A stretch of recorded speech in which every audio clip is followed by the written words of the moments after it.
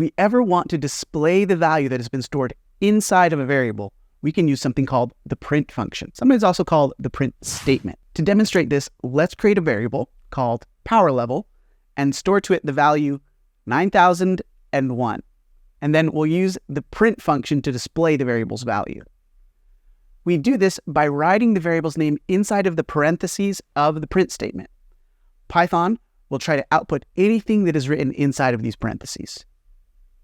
So, after running the cell, you should see the number 9001 displayed in the output section of the code cell. This is kind of like opening our labeled storage box and peeking inside to confirm to ourselves that it actually holds what we think it does. If we try and print out a variable that hasn't been created yet, we'll see an error message that says, name error, name, whatever your variable name is not defined. In this lesson, we haven't created a variable called myAge yet, so let's try and print out its value to trigger the error message on purpose. This error message is a common one because sometimes you forget to create the variable, or you forget to run a code cell, or you just have a typo in how you've spelled out the variable's name. So I want to make sure that you're familiar with it.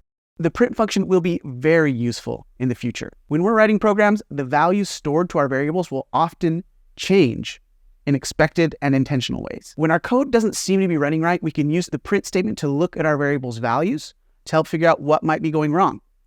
We'll look at some examples of this soon when we start writing more complex code, but we need to cover some other basic concepts first. In a previous lesson, I showed you how if we write a variable name as the last piece of code in a code cell, then the variable's value will be automatically displayed.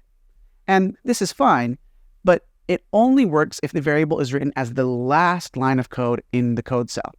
This means that this method is a little bit limited. For example, we can't use this method for printing out multiple values on different lines of the same code cell.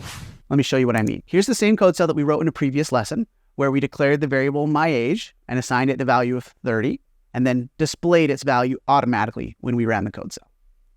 However, if we try and display two different variables in the same way, for example, myAge and also the power level variable that we just created, you'll notice that only the last one is actually displayed.